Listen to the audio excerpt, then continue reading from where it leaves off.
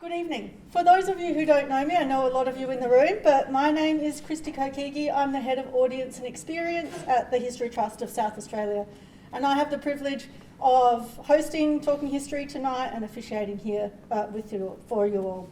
So a brief housekeeping note, a few notes. The emergency exits are back through the foyer and the entrance you came in through, out to the left to the Goodman Lawns in front of the Elder Hall, just adjacent North Terrace. So should we need our emergency exits, just head back out through the entrance and to the Goodman Lawns. Toilets, follow the directions to the stairwell, which are just to the right after you leave this lecture theatre. Men's are on this floor, women's are on the first floor, and all gender and access toilets are accessible via the corridor to the left of the lifts. And if you could, just please turn your mobile phones to silent if you haven't already.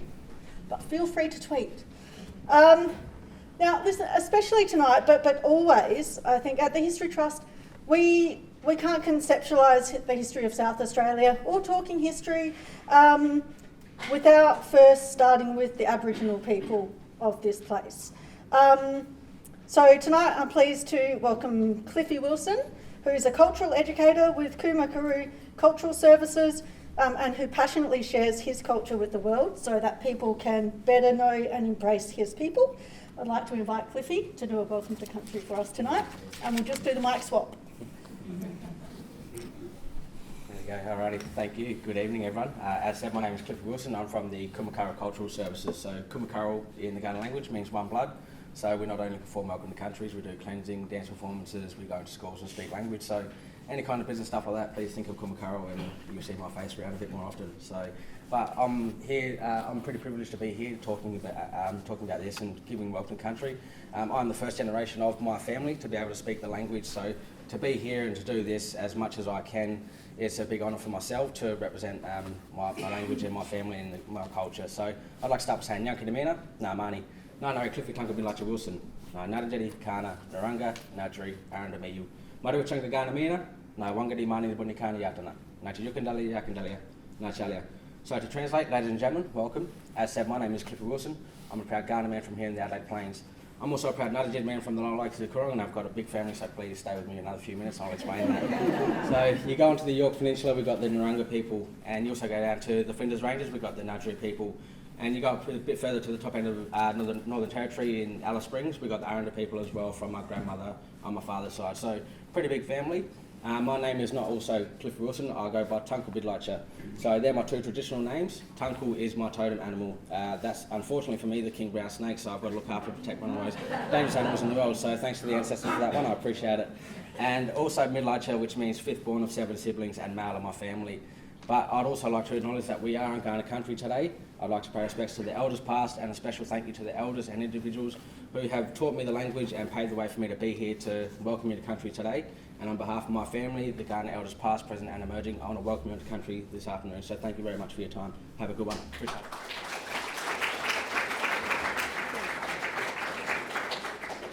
it. And the mic swap again. Thank you so much, Cliffy. I'd also like to acknowledge that we gather here tonight on Ghana land and pay my respects to elders past, present and emerging. And I think it's really important tonight as we look at the extent of frontier conflict between Aboriginal people and settler-colonists in South Australia that the History Trust and all of our partners in the ARC project, we really keenly feel our collective responsibility towards truth-telling. So thank you, Cliffy. Next, I would just like to acknowledge a number of other distinguished guests with us tonight. Elizabeth Ho, OAM, Chair of the History Trust of South Australia's Board of Trustees. Greg Mackey, OAM, CEO, History Trust of South Australia. The Honourable Catherine Branson, ACKC, Chancellor of the University of Adelaide. The History Trust of South Australia trustees and former trustees in the room. Our South Australian History Guardians, our project partners for the ARC linkage, including Jeff Strempool, Director of State Library of South Australia, distinguished guests, ladies and gentlemen. Welcome. So now we're going to do another mic swap. I'm going to invite to the stage for a moment the Chancellor of the University of Adelaide, the Honourable Catherine Branson, to say a few words of welcome. Thanks so much.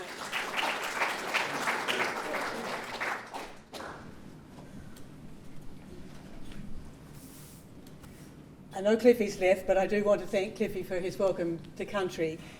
The fact that he has left makes me brave enough to say Gana Miana, Gana Yata, Nudlu Thumbandi. If he were here, I'd check whether he recognised that I just said that we acknowledge and recognise that we're on Kaurna land. All of the University of Adelaide's campuses are on Kaurna land. We pay our respects to all Kaurna people, all First Nations people indeed, who are here. And we acknowledge that this has been a place of learning and of storing of knowledge for thousands of years before the white colonists arrived in this place. I want to welcome you all to the University of Adelaide. We're delighted that you're here, and we are delighted to be part of this project, the South Australian Frontier and its Legacies.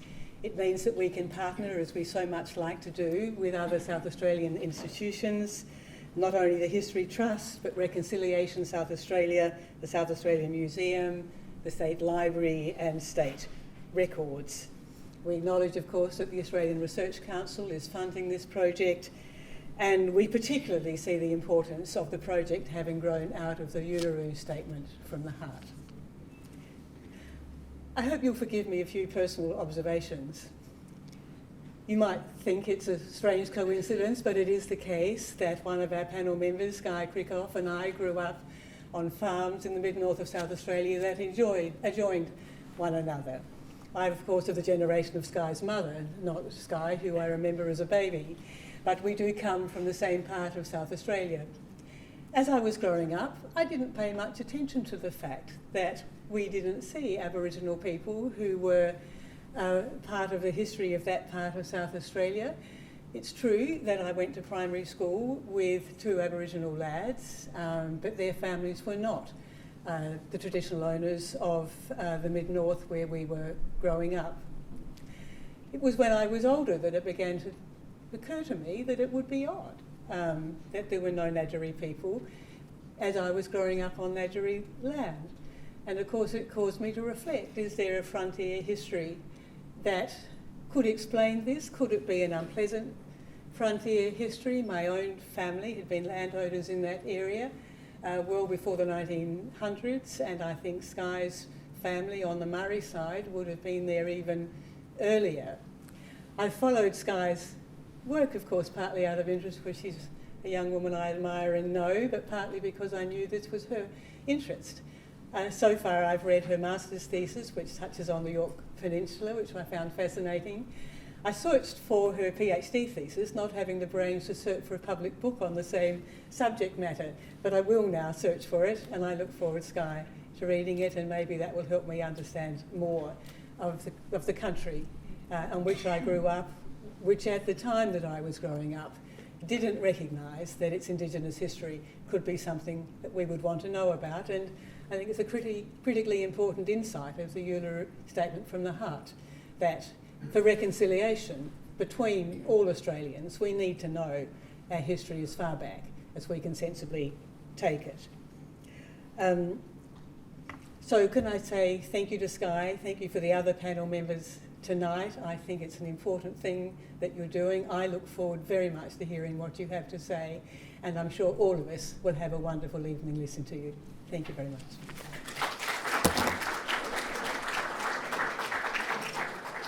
The danger. Yes. Thank you very much, Catherine. Yeah, and who knew? That's so Adelaide, so South Australia, isn't it? Adjoining stations. Adjoining stations.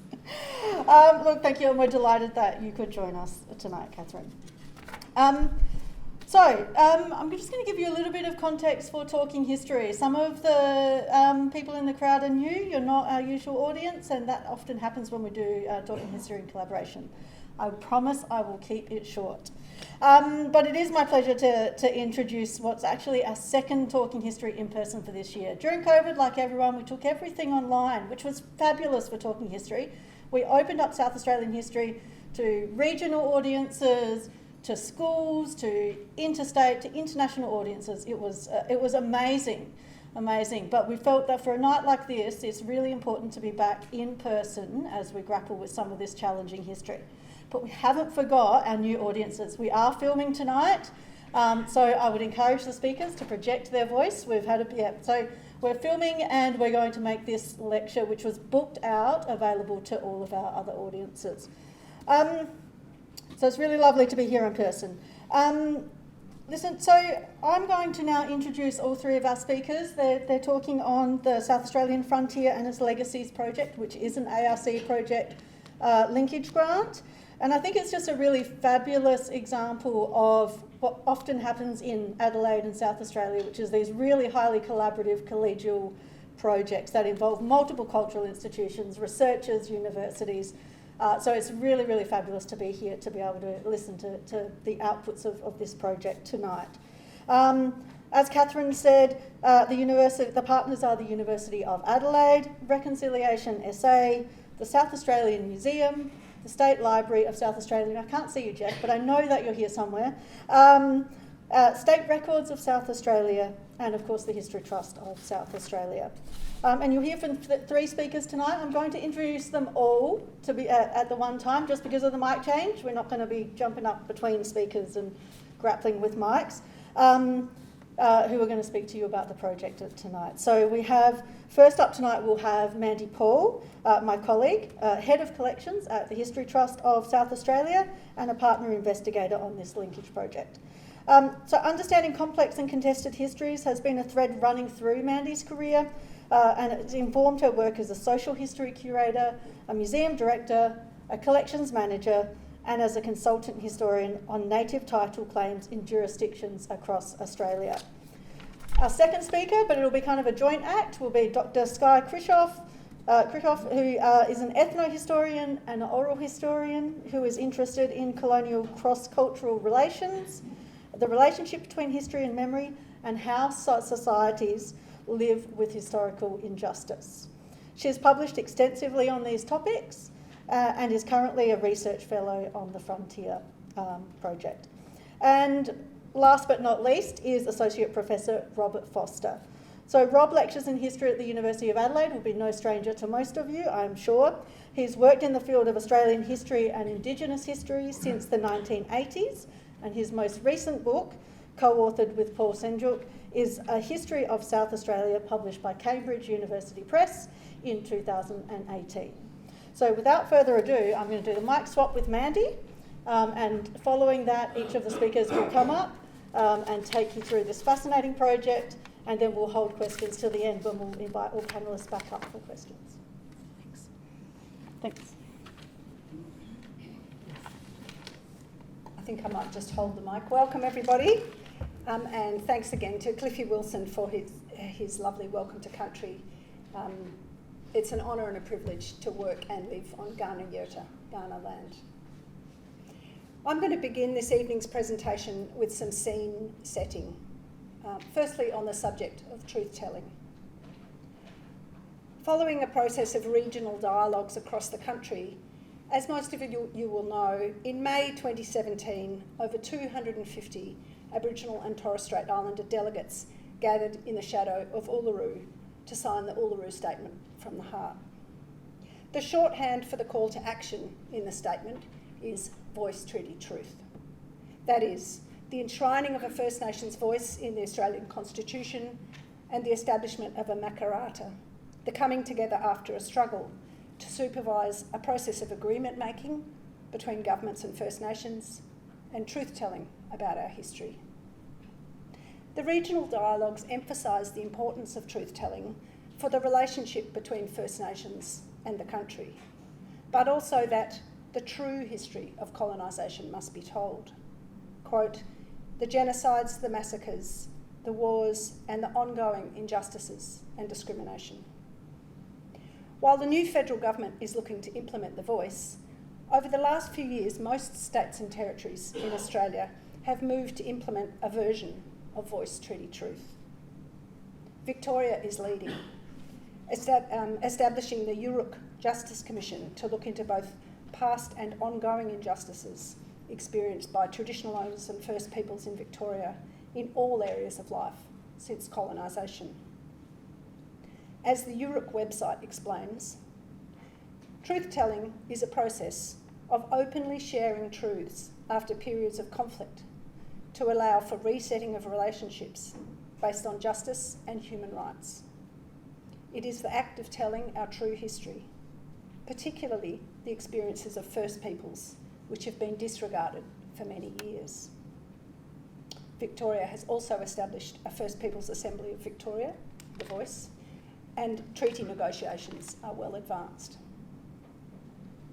Here in South Australia, the new state government committed soon after its election to the implementation of the Uluru Statement.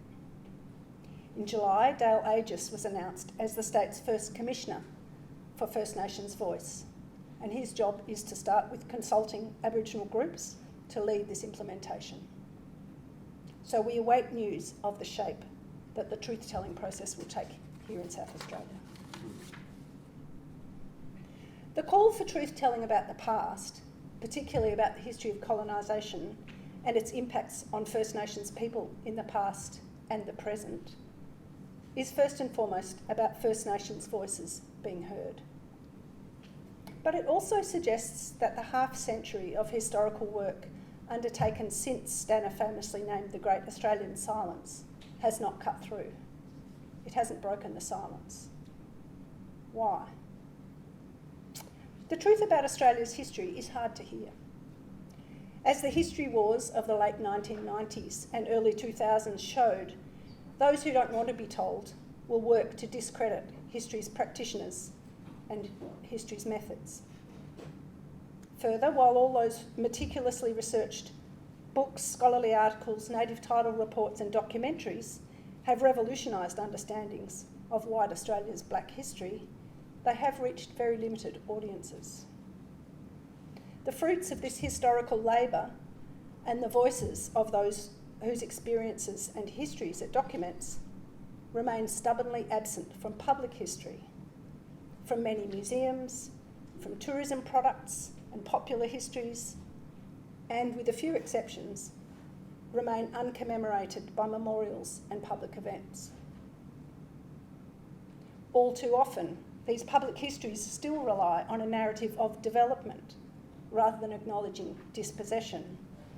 And local and regional histories in particular still often plot the expansion of European occupation and land use as if it occurred into an unpeopled, unmanaged landscape. Hierarchies of race underpin the presentation of this history as inevitable and uncontested, as progress. This shifts responsibility away from those doing the colonising and minimises the deadly conflict and sweeping dispossession of the process. The violence of the frontier was not inevitable, but nor was it incidental, because the seizure and occupation of someone else's land is the very heart of the colonial project. As Rachel Perkins' recent documentary series, The Australian Wars, on SBS, so powerfully reminded us, when we talk about frontier conflict, we're not talking about historical abstractions, but about the actions of real people. People's ancestors, black and white. This is family history, community history, the history of the colonies which became the states, and our national history. And it's recent history, very recent in the context of what we're learning to call deep time, the 65,000 years or so that First Nations people have been recorded on this continent. Sorry, I've had a signal to speak up. I will do my best. Along with that reminder comes a content warning for tonight's session. The history we're discussing this evening is confronting and distressing. It is inescapably about violence, including sexual violence. And racist terms and concepts are also part of this history. This project, South Australian Frontier and its Legacies, arose out of discussions about ways the University of Adelaide, the South Australian Museum and the History Trust could work together to contribute to the emerging focus on truth-telling and shared histories. Like anyone with an interest in South Australian history, I was familiar with the foundational research undertaken into the South Australian frontier by Rob Foster and Amanda Nettlebeck, including the ARC linkage project called Frontier Conflict in History and Memory between 2005 and 2007, which Skye Krichauff also worked on, and the resulting landmark publication, Out of the Silence, South Australia's Frontier Wars in History and Memory. A group of us started discussing whether that body of work could form the seed of a larger collaborative project. The State Library, State Records and Reconciliation SA joined as partners, and together we designed a project that revisited and extended the archival research, asked it new questions, and gave it a new context, layering it with First Nations and settler descendants' oral histories, and taking advantage of the tools offered by developments in the digital humanities. We were delighted when the project succeeded in gaining ARC linkage funding at the beginning of 2020. The project group is led by Associate Professor Rob Foster and Professors Amanda Nettlebeck and John Carty as chief investigators, and Dr Skye Krichauff as ARC Research Fellow managing the project.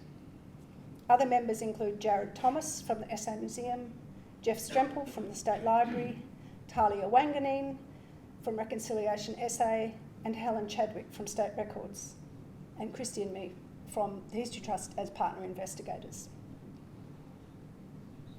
The project has support with all things digital and GIS from Kira Page from the Australian Centre for Housing Research. An Aboriginal advisory group was established to guide the researchers, particularly in relation to cultural protocols. It's Skye and Rob who've been doing the bulk of the research, writing and interviews, as well as developing the website. So it's with much pleasure that I hand over to them to tell you more about the South Australian frontier and its legacies, and how they're captured in this project. Thank you.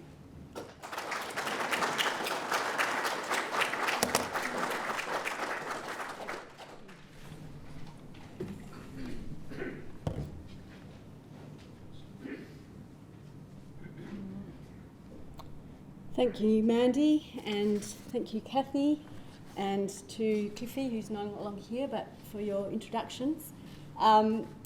As Mandy said, everyone involved in this project is passionate about deepening our understanding of the colonial frontier and learning how it continues, the legacy of it, or the continues to reverberate in the present.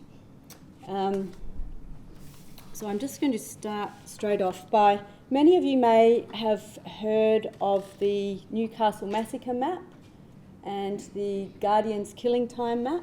I'm just going to quickly pop them up. So this is the Newcastle Massacre map, which was conducted by Lyndall Ryan at Newcastle University, and the Guardian Killing Times map, which is a duplicate of the Newcastle Massacre map. Our project, you will see, hang on, sorry, I just want to put on a slide. You'll see that our project differs greatly from those two maps. I'll just put them on while this is loading. In that, while there are very few incidents of violence in South Australia on the Newcastle map or the Guardian map, there are many for South Australia. So that's because we are focusing on South Australia only, and we are not looking, we have a much broader definition of violence than the Newcastle team. So the Newcastle team were looking at massacres. They were primarily concerned with the deliberate and unlawful killing of 6 or more defenceless people in one operation. So in South Australia, as indicated by these maps, there were very few incidents of 6 or more people being killed in one incident. So our intention differs from the Newcastle team because we want to map the nature and the extent of frontier conflict that accompanied European occupation of South Australia.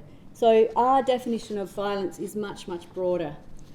We're including the killing of people, regardless of the number killed, injury, sexual violence, confrontations, tense confrontations in which no one may have been killed or injured, the theft and burning of weapons, utensils, huts and goods, the spearing of stock, mistreatment of Aboriginal witnesses and prisoners, including death in police custody, and where applicable, we're also including destruction to country and sites. So another difference between our research and that of the Newcastle team is that we're really delving deeply into the archives. In contrast, the Newcastle team has relied largely on secondary sources, at least with regard to South Australia and other non-eastern states. So as Mandy said, Rob and I are largely, we are responsible for the archival research. And the South Australian archives are filled with incidents of violence. The state records of South Australia has government correspondence, letters written to the Colonial Secretary and out from the Colonial Secretary, Police Commissioner correspondence, the Protector of Aborigines, and so we're really investigating all these sources. We're also looking at newspapers. Detailed court reports were published in Adelaide newspapers. Letters to the editor tell us a lot. And all of these newspapers are available now through Trove, which is a wonderful source.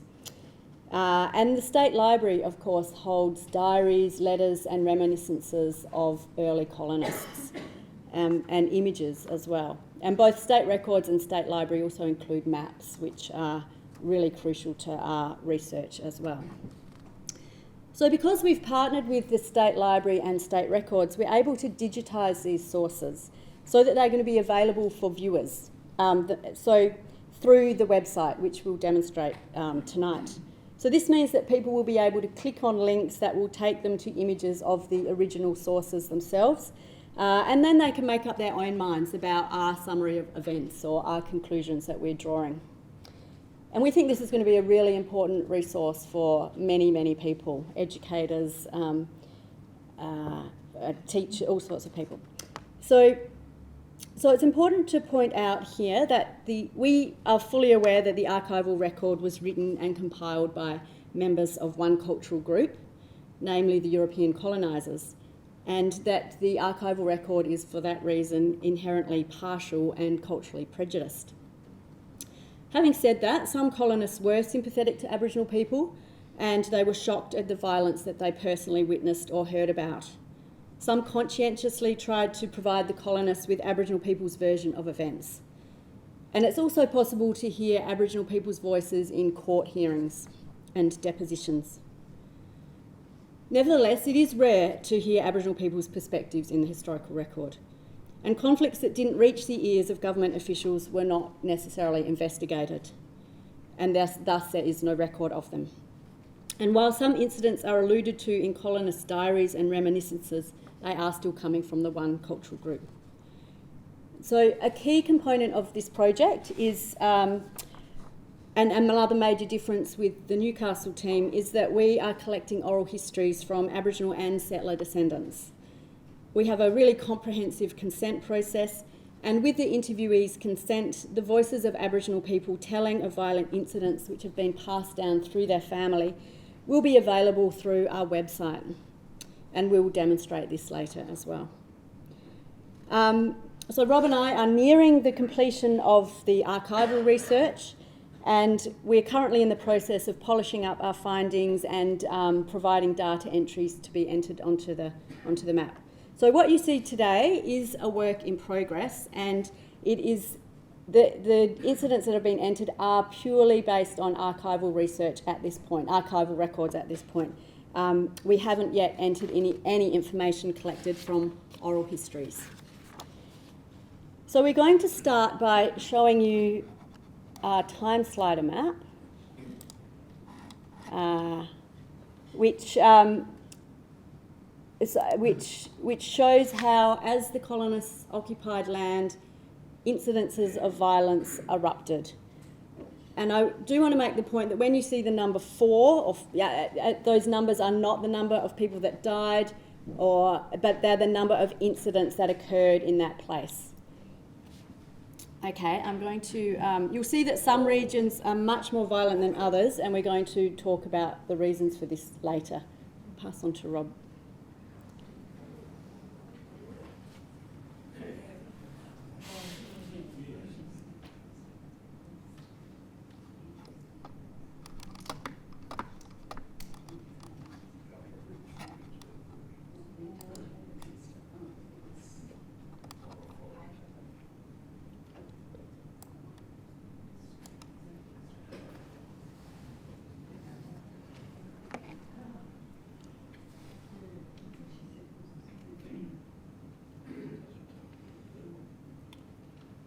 The work focuses mostly on South Australia before the 1880s.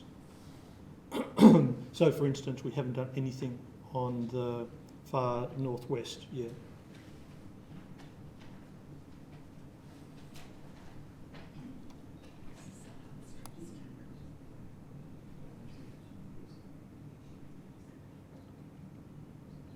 There are clearly some places where lots of things happened, and it's pretty easy to see.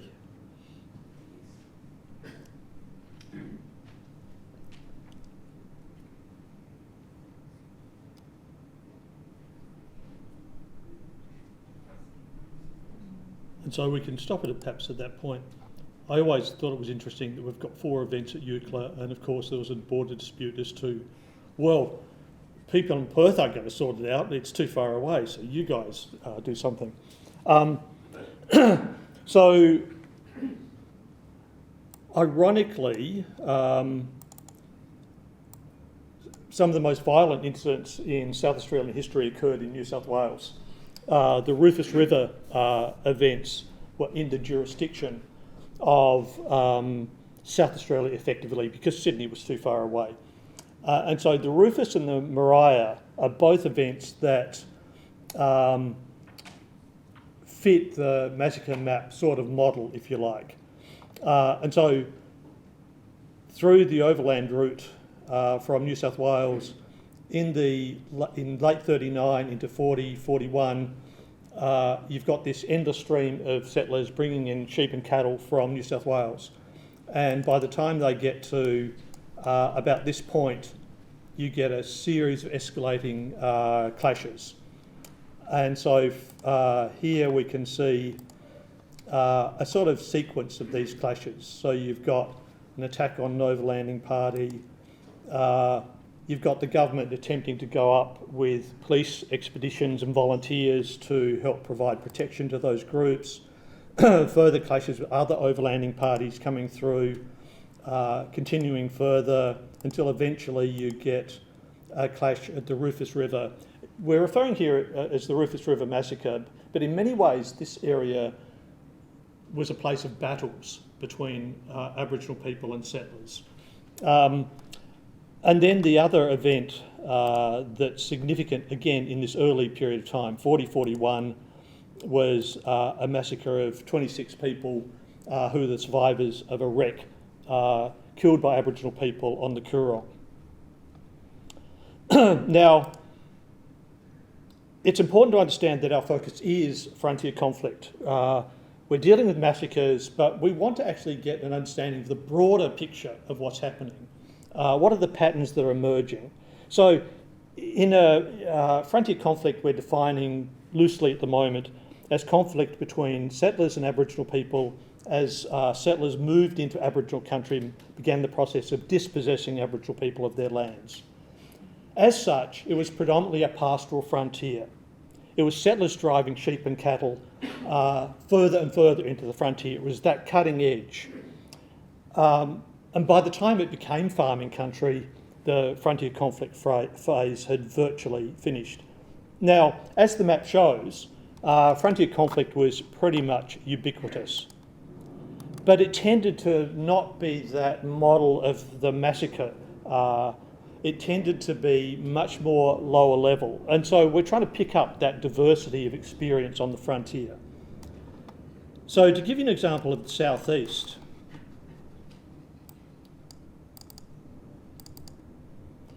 now the southeast was settled actually as an extension of Western Victoria. So you've initially got settlement around Mount Gambier, and then you've got settlers coming in along the coast, and then it winds back around. Because, of course, it's a terribly swampy country in those days before the drainage systems were put in. Among the first settlers were the Leake brothers. So you've got the Leake brothers suffering a series of attacks on their property. Amongst one of the earliest ones, which was actually a bit earlier than this, they write to the government and sort of say there's been an attack. They've had to fire on some people, and they want some sort of protection. So a lot of the early clashes that occurred before any European authorities were there to do anything about it. And then the police come in. They always follow. Settlers go out, things happen, they're reported, then police come along behind. So there's a distinct pattern. And the other thing about what we see here in this series of cases, and if we look at this one as well, one thing leads to another. Aboriginal people steal sheep. Settlers go after the sheep that have been stolen. There's some sort of clash. Police are brought in, and so there's this sort of daisy chaining of events, which is typical of what happens on almost all of these frontiers. And what's also interesting about this, in reference to the early part of the frontier, is that when Evelyn Sturt, the explorer's brother, reported on this, he talked about how difficult it was to get the truth amongst the bunch of ruffians who inhabit this district. So they were quite aware of these things. So if we move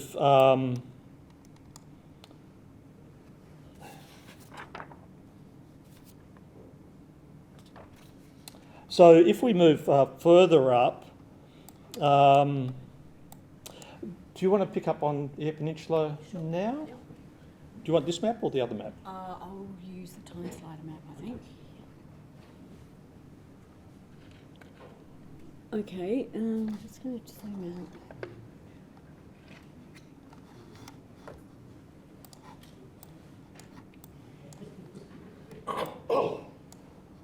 Take this back.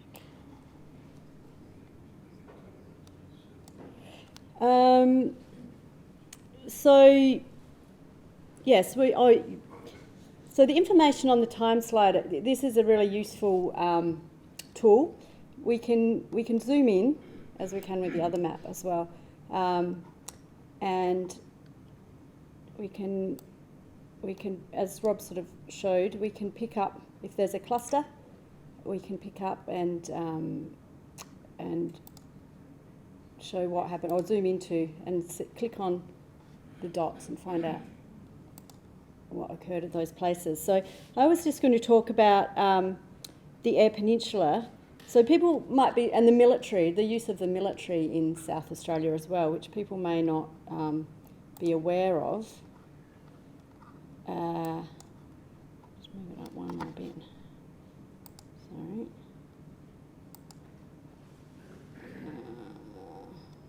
Okay.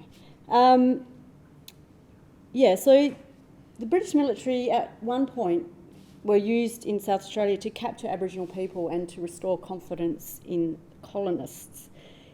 If we look at Eyre Peninsula, you know, there were many more incidences of violence comparatively than other places in South Australia. And well, I'll provide the reasons for this shortly. So colonists began settling in Port Lincoln in mid-1839. After a 12-year-old boy, Frank Hawson, was speared in late 1840, tensions between local people and colonists escalated. On the 2nd of March 1842, stock owner John Brown and his hut keeper Joseph Lovelock were speared at Brown's Station at Gawler Ponds, which is about 25 kilometres north of Port Lincoln. And if I just take it back slightly, I'm just going to zoom in on that here.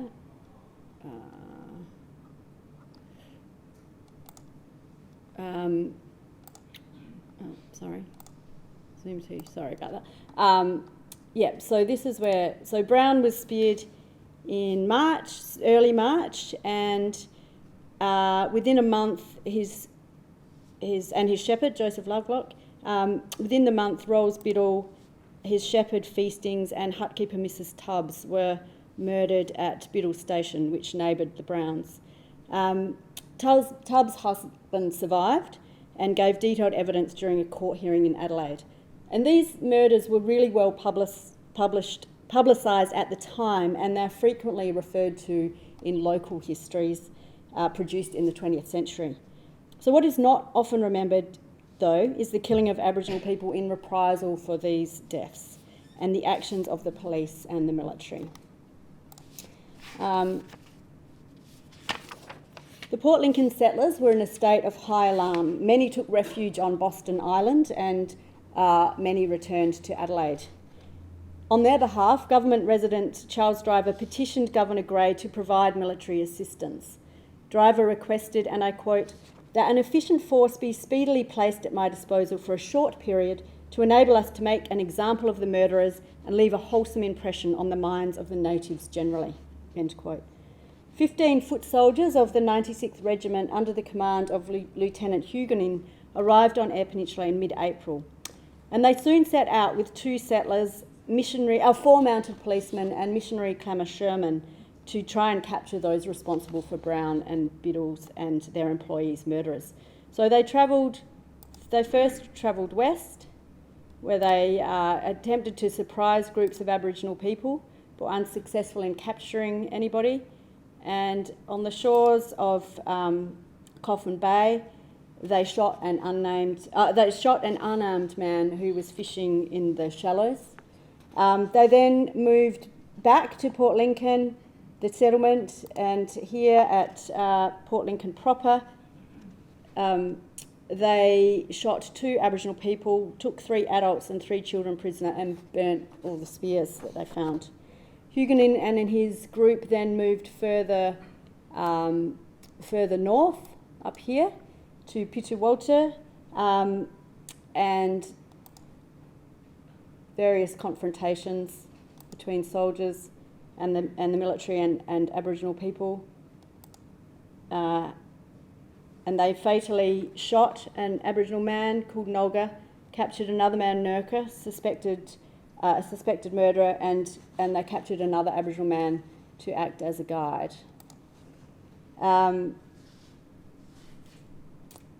Okay, so Huguenin and his military, his soldiers were recalled in mid-June, by which time it had become apparent that infantry on this sort of frontier were inefficient. And the frustrations of Huguenin were captured by James Hawker, who in his reminiscences refers to his conversations with the officer in charge, with Huguenin, of the 96th Regiment, and speaks disparagingly of, and I quote, "soldiers on foot in heavy marching order to try and catch natives who knew every inch of country and could thus evade any attempt to make them prisoners. Every movement of the soldiers was watched by scouts from the tribes. It was a miserable fiasco." So they didn't capture the number of people they expected to, although they did kill several people. So after this time, it was clear to officials and colonists alike that smaller mounted police patrols, supported by local settlers and trackers, were much more effective in trying to capture Aboriginal people. So many details provided by Hawker in his reminiscences did not make it into the official reports. And this brings me to the importance of investigating a really broad range of sources and to read between the lines to learn, and if we are going to learn of Aboriginal agency and if we're going to deepen our understanding of what was actually happening on the frontier. I've mentioned Clammer Sherman, missionary Clammer Sherman. So from his letters to Protector Morehouse and his fellow brethren in Germany, in Dresden, we have information from a person who was sympathetic to Aboriginal people, and he was honest in his depiction of events. And so from Sherman, and people like him, we can learn key details that cast a very different light on what was actually happening on Eyre Peninsula than we hear in the official reports.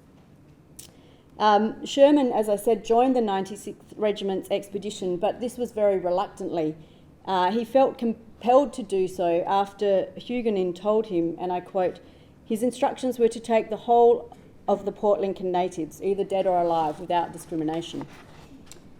As an aside, this comment from Sherman is actually interesting because the letter that the governor wrote to Huguenin was very different. It says, and I quote, "Your duty consists solely in apprehending the natives who have been concerned in the late murders, not in punishing them." So either Sherman's misinterpreting him, the governor's official instructions were different to private instructions, or Huguenin was interpreting them his own way. And it seems to me likely from what I've learnt about the 96th Regiment that it was probably Huguenin that had provided his own interpretation, and after talking with colonists there. So Huguenin was aware that it was Sherman that had alerted the settlers to the different groups, different tribes of Aboriginal people on the Eyre Peninsula, and that Sherman had told the settlers that the crimes had been committed by one tribe, one group. He reluctantly agreed to accompany Huguenin to ensure that no blood was shed unnecessarily and that innocent people were not arrested. From Sherman we learned that the man who was shot at Coffin Bay, over here, was unarmed and fishing in the water. This contrasts with Huguenin's official account that the soldier fired in self-defence. From Sherman we learned that the group shot on the shores of Port Lincoln proper, down here, included women and children who were unarmed, who were actually coated in white ochre, and Sherman learned that they were mourning the death of the man who'd been killed at Coffin Bay. It's also from Sherman, and this is a shocking disclosure, that we learned that the soldiers decapitated the body of Nolga, one of the men murdered up at Pillarwater. They decapitated his body and placed his head on a pole and stuck a pipe between his teeth. Sherman was repulsed by this barbarity and he protested to Huguenin, but notes that Huguenin did not put a stop to it. From a letter to the editor written several months later and published in an Adelaide newspaper, we learn that Nolga's head was, and I quote, "afterwards brought into town," that is Adelaide, and is now in Dr Harvey's possession. So Sherman is a good example of the need to take into account the role played by key individuals in escalating or limiting violence in a region. Sherman was an effective cross-cultural mediator who learnt the local people's language. He did that in Adelaide as well. He was able to translate to members of both groups and to ensure that authorities heard Aboriginal people's versions of events. And he was able to ensure that brutal acts were reported, at least to the protector. Examples of other cross-cultural mediators include other missionaries. You know, Sherman and Tykelman are really good examples, but there were other missionaries too. Police officers often acted as cross-cultural mediators. There was a policeman called Gearty, who was stationed on Eyre Peninsula from 1850. And sub-protectors and justices of the peace, such as Edward Eyre at Morundi and George Mason at Wellington. So cross-cultural mediators are key to understanding the low numbers of clashes and the rapid establishment of positive relations in particular regions. Equally, if not more significantly to the Europeans, is the role played by particular Aboriginal people who were skilled communicators and highly regarded by members of both cultural groups. Some of these people were appointed native constables, such as a man called Jim Crack, European name for him, on York Peninsula, Mullawira Burka and Cudliot Pinner in the Adelaide region, Willamee in the mid-north, and others such as King Tommy on York Peninsula worked with sympathetic colonists to ensure that land be set aside and that medicine, rations and food be provided to those in need. And just as there were some particularly, some individuals were conducive to positive relations, some colonists were particularly brutal. And Rob has written about James Brown, who occupied land at Avenue Range in the southeast Another brutal colonist who immediately springs to my mind is William Pinkerton, who occupied land over on the west coast of Eyre Peninsula in the late 1840s and early 1850s, and who played a key role in events, a range of events that have come to be remembered as the Elliston Massacre. Another colonist who springs to mind for his brutality is Johnson Frederick Hayward, who was first stationed as an overseer at Peakner before moving further north to Aruna in the Flinders Ranges. So other factors to take into account when analysing variations in the extent, nature and longevity of frontier violence are the timing in which a district was occupied. And I just want to show, you'll notice on this map, if I play it again, that nothing is happening on York Peninsula until 1849, due to that was when the colonists first arrived on York Peninsula. And most of the incidents that you see on York Peninsula did not result in deaths. And there's a range of reasons for this, and the violence there was relatively short-lived. This is largely due to its relative proximity to Adelaide as compared to Eyre Peninsula. The vegetation of York Peninsula, there was large areas of thick scrub that Aboriginal people could get away from the Europeans if they needed to, and the availability of alternative resources.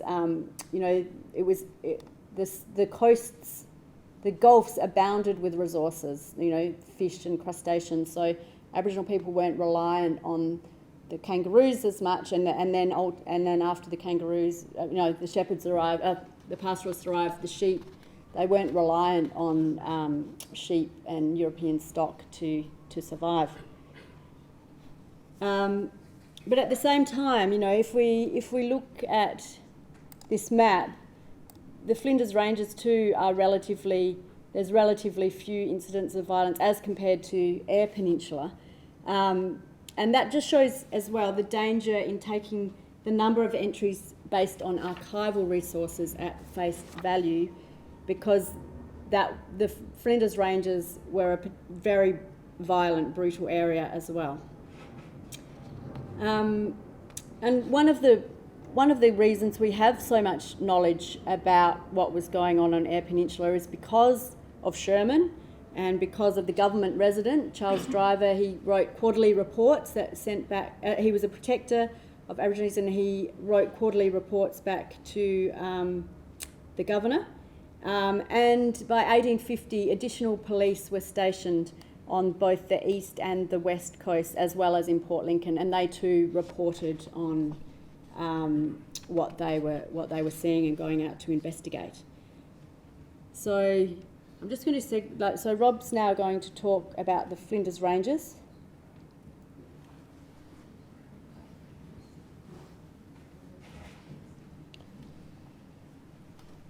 Clearly we can't cover everything, but one of the things we're trying to do is point to some of the patterns that emerge on this frontier. And I just want to go to another map, away from the time slider for the moment.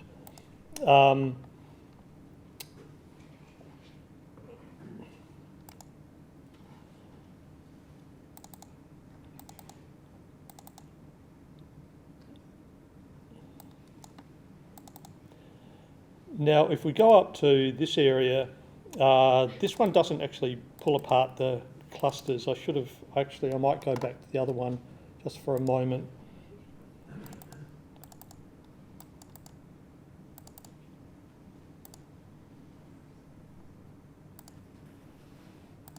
Okay, what happened on Jacob Station in 1858 is a good indication of the sorts of events and how they unfold.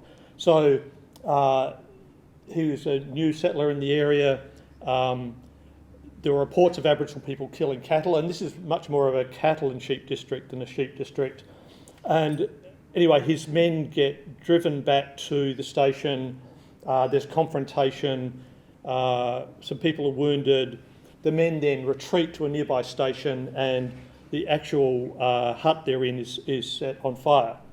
Now, what happens in response to that is that the police are then sent up and they investigate. And typically what happens is that the police, with a number of station people and a tracker, follow it up. So, you know, this is a very economical frontier.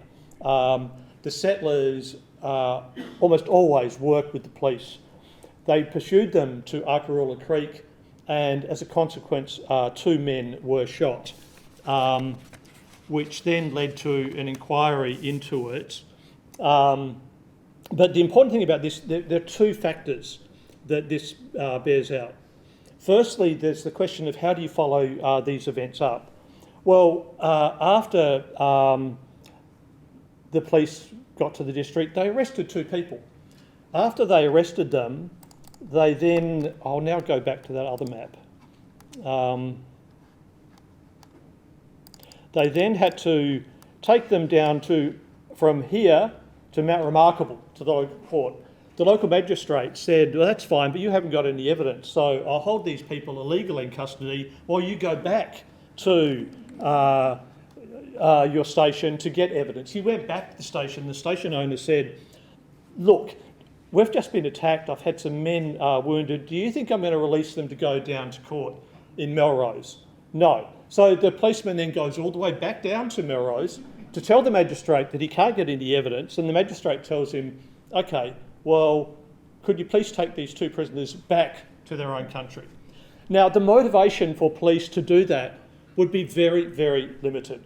So you've got to understand the importance of distance in what's happening in those situations. But the other point in regard to the shooting that occurred there is that it was questioned by the Chief Secretary. Chief Secretary questioned the orders that the Police Commissioner, who was an ex-military man from India called Warburton, had issued. And he said that the police are not an army to be used against an enemy. They're a force to facilitate peace.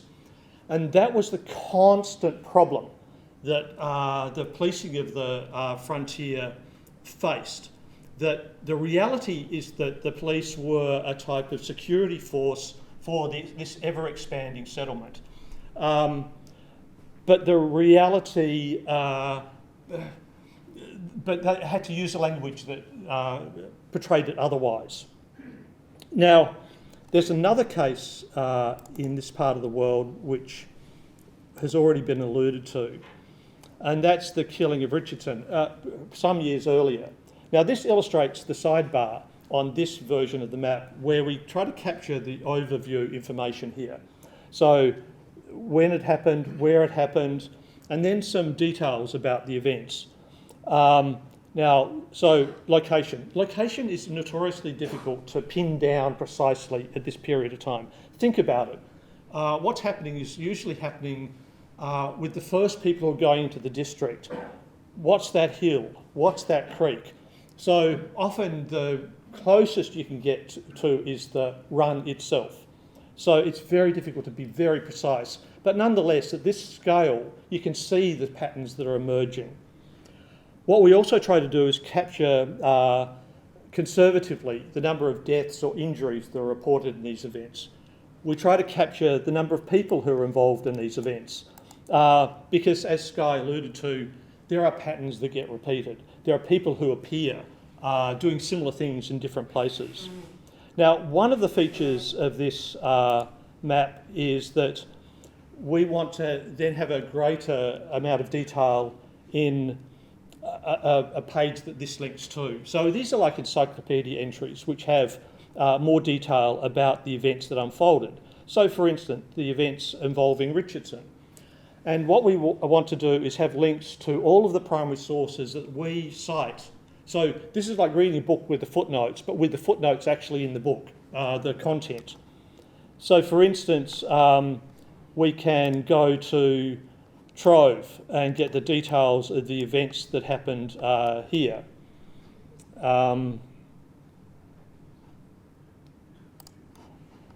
Or else, in this instance, we can bring up the letter that Haywood wrote about these events when they first occurred.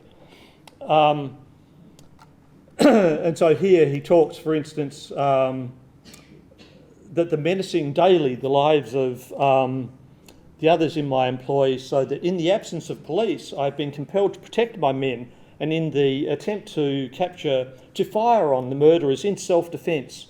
It's another one of those instances where what did actually happen? Well, we only have his account to go by, and the issue of distance comes up well in the letter that addresses the envelope to the nearest magistrate in the Northern District. So, and we also have, we're going to link to resources in the library. There's a place called Ostley, which has all the government gazettes there. And so we can then link directly to that site and bring up the protectors' accounts of those events. And so there'll be a whole string of references that we can draw upon. Now, another important point is that there are some other features of the frontier which we want to develop. And one thing is there are conciliatory approaches employed by the government. And one of those was the use of rations. Quite early on, people realised that, okay, we're driving Aboriginal people from their country and they're a bit annoyed and they're attacking our sheep. I know, we're depriving them of their means of subsistence. So let's provide them with flour, tea and sugar as a way of compensating them. So this became a strategy, and lo and behold, where are the places where the rations are distributed? Well, they're usually at police stations.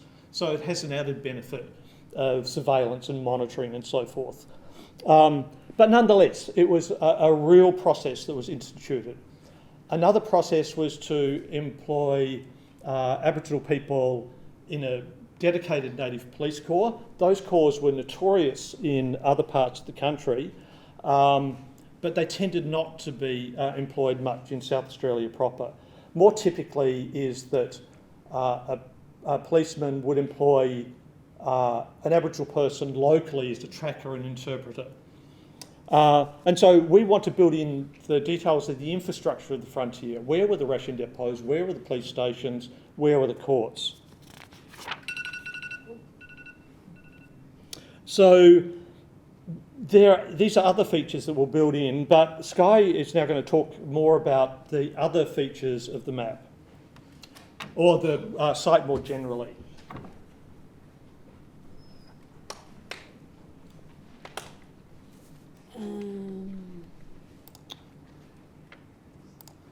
Okay, so this is the website to date. You'll see that these are the two maps that you've just seen. This is the time slider map, and this is the incidences map that's got all the details on it that people can go in and get those view those original sources through digitally. And then you'll see that there's regional tiles as well. So we've divided the state up into 8 regions. And by clicking on these tiles, you'll get an overview of information specific to that region, such as the timing of European occupation, geography, vegetation, rainfall, details that impacted early relations and frontier conflict. And yes, we scroll down, yeah. And on these tiles, we can go into detail about specific cases as well that we haven't had space to in other areas. As we mentioned earlier, all on the project team are really aware that the archival sources are fragmentary and written by the colonists. So a key component of this project is the collection of oral histories from both Aboriginal and settler communities. So Aboriginal groups across the state have been informed about the project and their participation encouraged. So I've already begun working with several groups who have stories of violence that have been passed down through the generations. And I'm hearing stories of killings that haven't been recorded in the written records, and I am, with consent, recording these oral histories, and people will be able to hear Aboriginal voices talking Oh, That was one of the pathways. sorry, I'll just say, so this is an interview that I conducted with Vince Coulthard, who's an Undermutner man, and he's happy for this to be on to be included in our project. He's talking about Aruna, killings at Aruna. John Overwood was one of the early settlers in that area. He came out from England and built this government house, as they called it back in those days. The government house means the person living there is the boss of the area. Yeah. So he became the governor of the area. A lot of them referred to the main house. I mean, one across the creek here was the government house. This is the ruins. Where the main owner or the manager lives. And he built this stone house. Yeah. And it's quite like a mansion on the hill. You see the cellar and everything. Yeah, it's slate floor and it's pretty rare. But he also, there was this natural spring which he actually lined out and made a well out of. And but that natural spring was also a watering place for our people.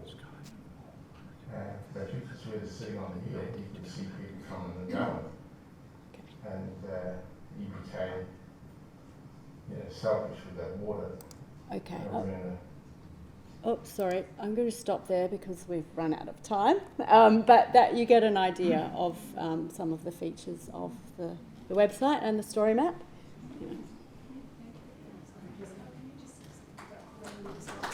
Oh, okay. Yeah.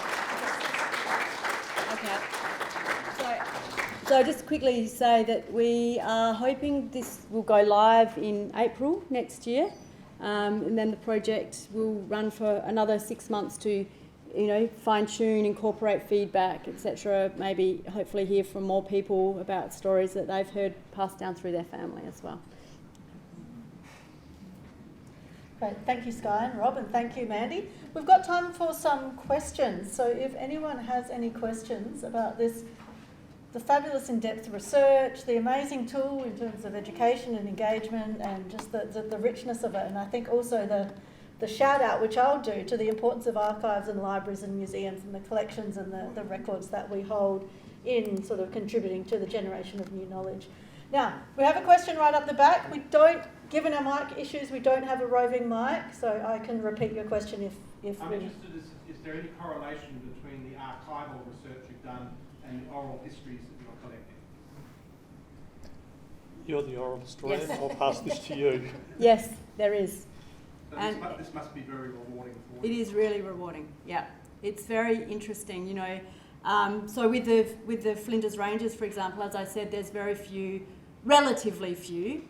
There are archival sources about violence, but then the reminiscent Adelaide people are telling me stories of the killings of families, like in various places, and there might be a key element, like it was in this area, or it was on a Raglan station, or a McKinley was involved, and then you look back and those names, they actually were in those places at that time. Reminiscences will say that for the Flinders Ranges, talk about one man went up there, John Boyer Ball, in 1855, so right in the thick of this time, and he writes that he never saw any Aboriginal men on the stations, and he asked the women why, the Aboriginal women why, and they said they're all crackerback dead, the white men have shot them all. So, they all sort of complement each other in a way so far, yeah.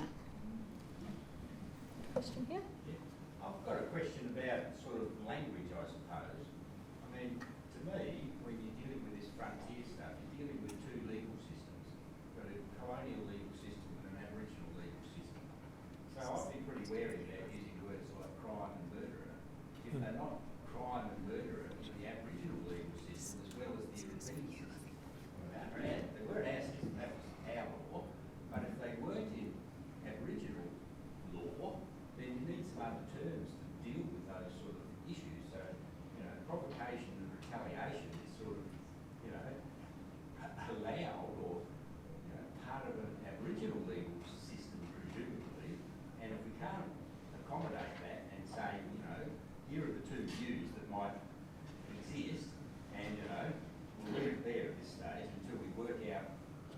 No, you're absolutely right.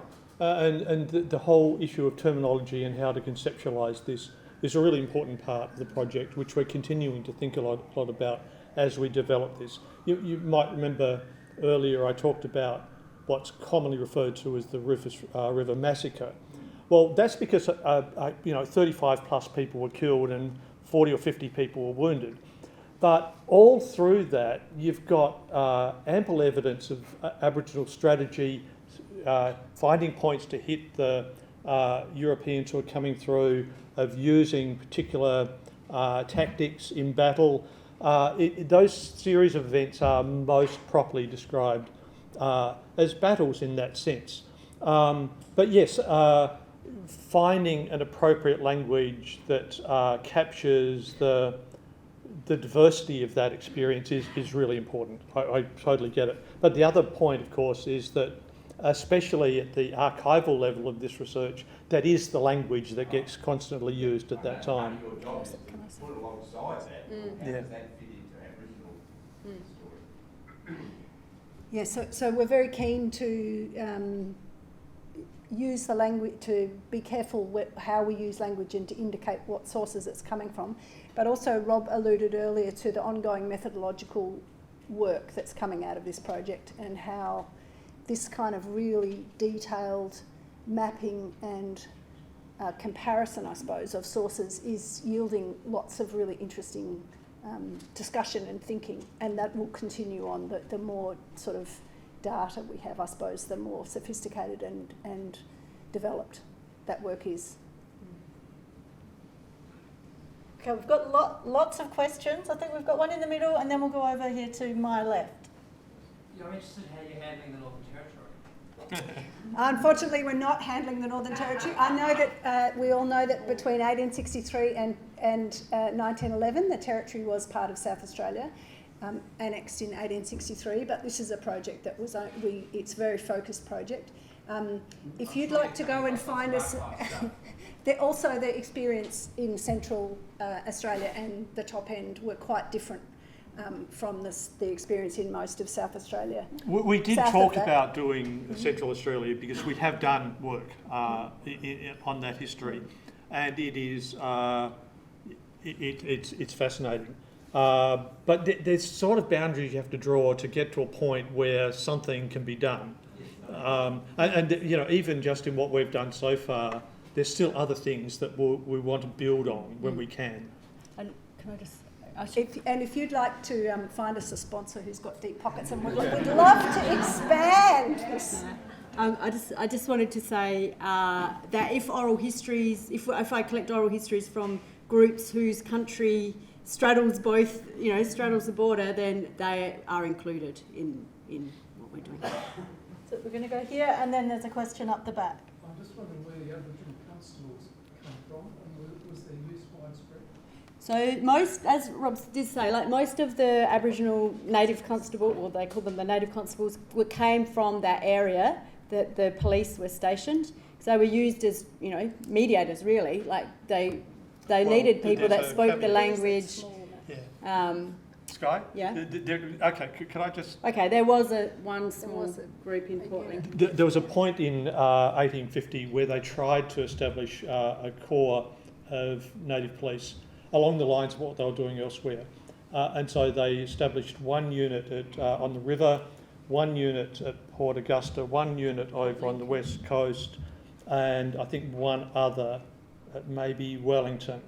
They were all Murray River people.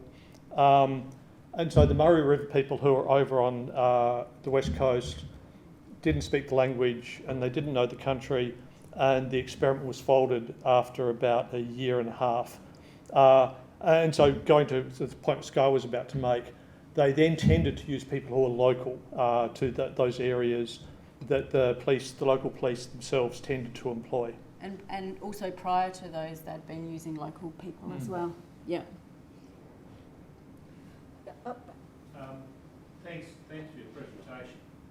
I find it both encouraging and concerning for the reasons the gentleman down the front was talking about before, in that how do you avoid the danger of becoming a sort of a retelling slightly better telling of a white fella's history. Because where are the voices of the Aboriginal people, of Aboriginal law? You know, you talk about the young fella who speared someone as if without any context. And, you know, there's often an assumption that he's a young hothead or something like that. Whereas we know that that's unlikely to be the case if we know how Aboriginal law works, and that indiscriminate violence in Aboriginal culture is punishable. Yeah, no, we're all aware of that, and you know we are trying to include the Aboriginal oral histories as well, and read between the lines, you know, and tell that other side of the story as well. I appreciate that, and I was very relieved to hear that, you know, you've got voices like Winston and so on, because when you do go out into the bush and talk to people, these stories are there. You know, there's lots and lots of stories there. Yeah. But how do you portray that? You know, we've got this digital interface, which looks like, Sydney Cove or some early paintings or something that doesn't really have any cultural flavour there at all. That actually, in my mind, the danger could be to reinforce, that existing idea of terra nullius, where it comes from, but sort of saying, oh yeah, but we're doing a bit better now, and I find that very disconcerting, and would like to hear how you deal with that problem. Thank you. I think that's a really good explication of one of the issues that we need to think through. So we've been trying to think it through, but I think you're right. We need to address it more explicitly, and I think that might be something that we should take to our Aboriginal reference group and have a bit more of a chat with them about and get a bit more advice. Thank you. Thanks. Oh, another question up here. We've probably got time for one more, and then we may have to wrap up. Thank you very much. I think you're making us all very reflective of these issues, and that's important. I was taken by the fact that you said you had quite a broad definition of violence, and I wonder if you could speak just for a moment about the issue of the rape of women, for example. Have you found evidence of that, and have you found differences, I guess, in the historical problems of getting that information?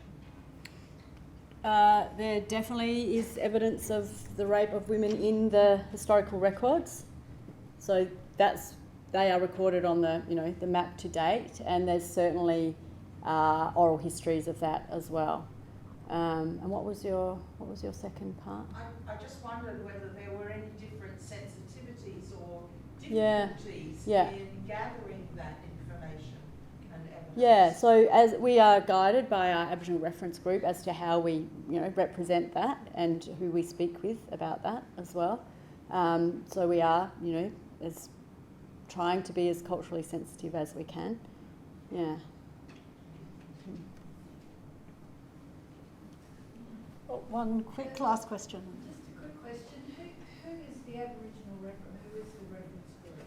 So we've got about six people on our Aboriginal reference group. We've also have some Aboriginal partners as well who are working with us on this. So the Aboriginal reference group has got a representative from state libraries, from Adelaide Uni, Aboriginal Heritage Committee.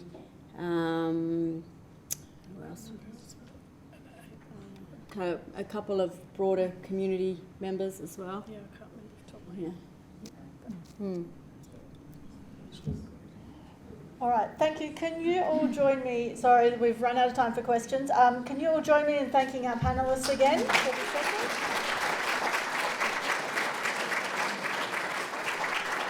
Thank you, Mandy, Skye and Rob. You're all on our mailing list, so we will email you out. When this recording is available, we'll email you a link to the recording and some more detail about this project should you wish to follow it up. And thank you all for your attendance tonight in person, which is awesome. And Can I just say one thing? Sorry. If anyone does have stories about violent incidents that have been passed down through their family, please do contact me. Yeah. And we can provide all those contact details in the email, so look out for that in the next couple of weeks. So thank you again. I'm going to give a quick plug. It's okay. I will take 30 seconds. Quick plug for Talking History. We pick up again next year. It's our 10th year of Talking History. We've got an amazing back catalogue of the who's who of South Australian history and places and people over this last 9 years, and we are promising to do something even better for our 10th year. So if you're not on our mailing list, please sign up, follow us on socials to be amongst the first to know of the program for 2023. And thank you again to our panellists. Thank you again to everybody.